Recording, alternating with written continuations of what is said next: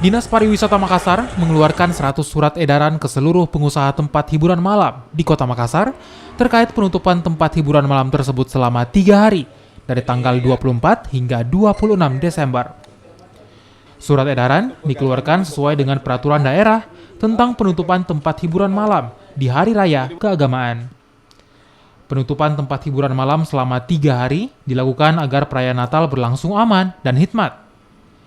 Untuk menjamin penutupan tempat hiburan malam sesuai peraturan, Dinas Pariwisata akan melakukan pengawasan dan akan memberikan sanksi tegas jika tempat hiburan malam tidak mengikuti aturan. Jadi penutupan di hari Natal ini jatuh pada hari Selasa pada tanggal 24 Desember dan insya Allah buka pada Jumat tanggal 27 pagi.